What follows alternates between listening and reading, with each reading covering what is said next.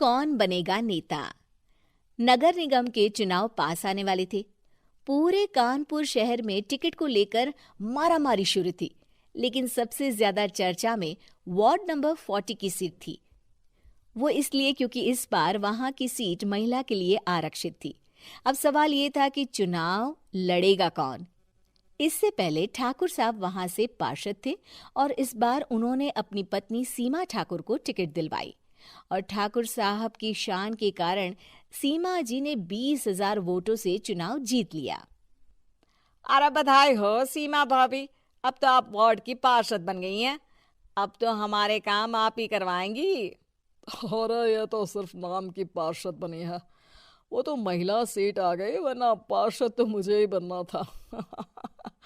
अब भले ही चेहरा इसका होगा, लेकिन पावर तो मेरी ही होगी। अरे वाह भाई साहब, क्या दिमाग लगाया है आपने भी। आइए आप लोग, खाना लगा दिया है सबके लिए। सीमा जी पार्षद बन चुकी थीं, फिर भी उनकी एक ना चलती। सारे काम ठाकुर साहब खुद ही संभाल लेते और जहां जरूरत पड़ती वहां सीमा जी का अंगूठा लगवा लेते। सीमा जी ज्यादा पढ़ी लिखी भी नहीं थी। एक दिन ठाकुर साहब और सीमा एक प्रोग्राम में जाते हैं। अरे ठाकुर साहब, आप आ गए। ओहो, पार्षद मैडम भी आ गई हैं। स्वागत है आप दोनों का। लगता है हमारे पार्षद फंड का सही इस्तेमाल हो रहा है। चलिए अब उद्घाटन करते हैं। ये लीजिए ठाकुर साहब कैची, आप ही सबसे पहले प्रवेश कीजिए। सब लोग आगे निकल जाते हैं और सीमा जी पार्षद होने के बावजूद भी पीछे खड़ी रह जाती हैं। वो देखती हैं कि वेलकम बोर्ड पर उनका नाम है, लेकिन महिला होने के कारण कोई उनका सम्मान नहीं कर रहा। अगले दिन एक आदमी उनके घर आता है। अरे ठाकुर साहब नमस्कार। कल ना हम नोटिस किए कि हमारा घर तो अवैध है और नगर निगम वाले उसे तोड़ने आ रहे हैं। अरे कुछ कीजिए ना ठाकुर साहब। देखो भाई, मैं तो ज्यादा कुछ कर नहीं सकता, पर अगर तुम सबकी जेब गर्म कर दो तो कुछ हो सकता है। कुल मिलाकर 4 लाख लगेंगे। अरे 4 लाख ठाकुर साहब? अरे भाई, मैं अपने लिए नहीं मांग रहा हूँ। दरोगा है, इंजीनियर बाबू है, बड़े साहब है, सबको देना पड़ता है ना थोड़ा थोड़ा। बोलो है मंजूर? तभी वहां अचानक सीमा जी आ जाती हैं। अरे ये आप क्या कर रहे हैं? पहले इन्हीं लोगों से तो आपने वोट मांगे, अब इनसे ही पैसे ले रहे हो। अरे चुप रहो तुम। तुम्हारा काम है सिर्फ अंगूठा लगाना, तुम वही किया करो। मुझे दूसरे काम तुम मत सिखाओ, समझी? और तुम ना जाओ, अब पैसे लेकर आओ, वरना जेसीबी किसी भी वक्त आती होगी। सब कुछ ऐसे ही चलते रहता है। एक दिन सीमा जी और ठाकुर साहब को एक लोकल मीटिंग में बुलाया जाता है।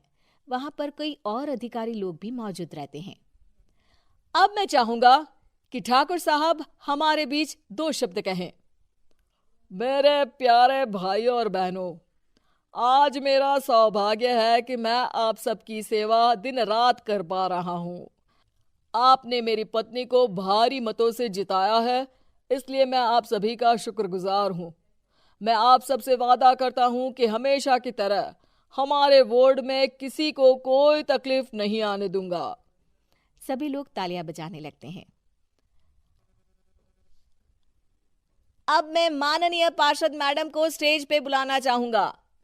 अपने नाम को बुलाया सुनकर सीमा जी एकदम चौंक जाती है। उन्हें बिल्कुल उम्मीद नहीं थी कि इतनी बड़ी जगह उन्हें मंच पर बुलाया जाएगा।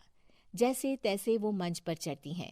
ऊपर जाते ही सीमा जी को सारी पुरानी बातें याद आ जाती हैं कि किस तरह उनके पति उन्हें कभी भी आगे बढ़ने नहीं देते और उनके नाम से गलत काम करते हैं। वो बोलने लगती हैं। मैं आपके वार्ड की पार्षद सीमा हूं। आप में से बहुत कम लोग ही मुझे जानते होंगे, क्योंकि इससे पहले मुझे कभी ऐसा मौका ही नहीं मिला। सारे मौके मेरे पार्षद पति यानी आपके ठाकुर साहब ही लेते रहे, लेकिन आज ये मौका मुझे मिला है तो मैं इसे ऐसे ही नहीं जाने दूंगी। मैं आपको ये बताना चाहती हूँ कि आपके ठाकुर साहब मेरे नाम की आड़ में गैर कानूनी काम करते हैं, जिस पर अंगूठों के निशान मेरे होते थे। इसीलिए मैं अपनी गलती मानती हूँ और आज अपने पद से इस्तीफा देती हूँ, ताकि आगे से कोई गलत काम ना हो पाए।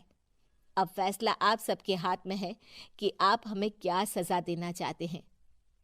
सीमा जी की बातें सुनकर ठाकुर साहब के चेहरे का रंग उड़ जाता है और वो शर्म से मुंह नीचा करके वहां से चले जाते हैं और पद से इस्तीफा देकर ही सही सीमा जी अपने आप में आत्मविश्वास महसूस करती हैं। वीडियो को यहाँ तक देखने के लिए बहुत बहुत धन्यवाद आपका। इसी तरह की वीडियो देखने के लिए अगर फेसबुक में देख रहे हैं तो फॉलो करिए और अगर यूट्यूब में देख रहे हैं तो सब्सक्राइब करिए। लाइक करना ना भूलिए और वीडियो कैसी लगी कमेंट में ज़रूर लिखिए। धन्यवाद। राधे राधे।